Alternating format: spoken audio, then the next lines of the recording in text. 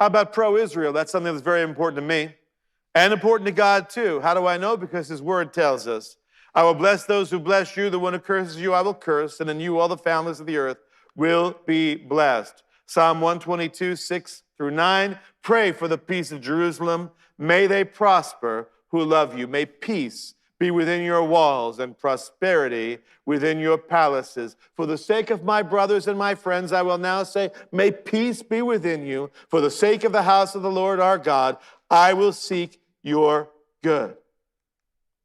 President Obama recognizes Jerusalem as the capital of Israel, and our party's platform should as well. Doesn't that sound good? 2012. I was watching. Were you? Democratic Convention.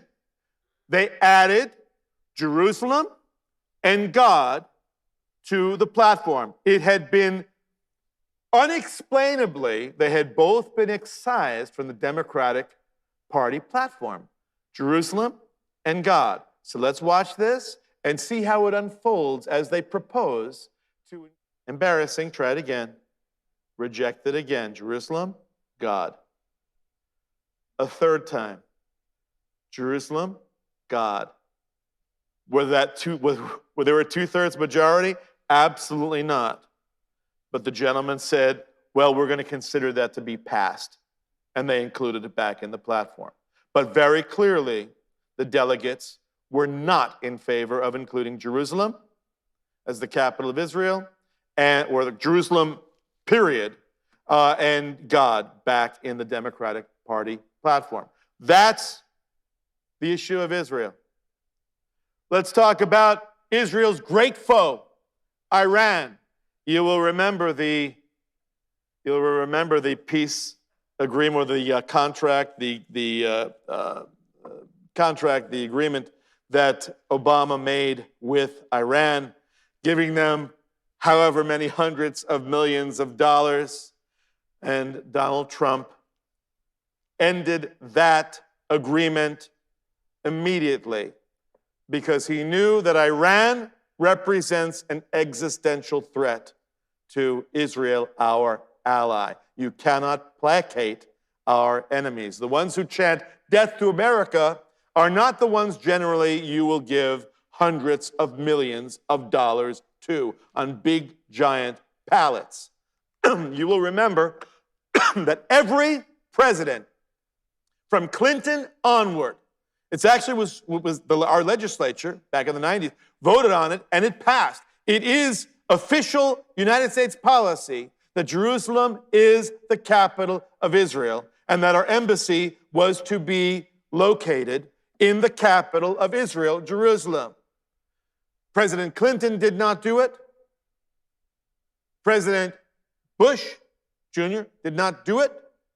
Obama most assuredly did not do it.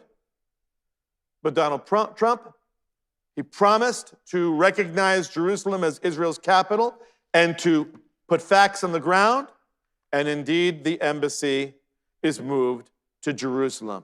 Fact on the ground. You're looking for a pro-Israel candidate? Do not look to the Democratic Party.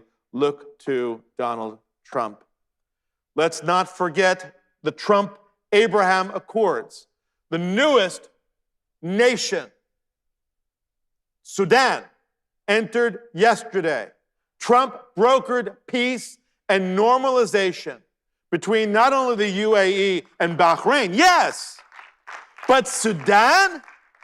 This reverses 1967's 3 no's from the Arab nations. No peace, no recognition, no negotiation. Now we have from Arab nations, and there's more to come, peace, recognition, negotiation, all 3 that everybody said was not possible. Most recently, failed presidential candidate and failed Secretary of State John Kerry said it's not possible, it's not going to happen. Well, boom, it happened. And who made it happen? The negotiator. If you love Israel, the Democratic Party isn't for you. Used to be. But for the past 20, 25 years, not anymore. The Democratic Party isn't for you. When I was a child, it was. When I was growing up, it was. but no more.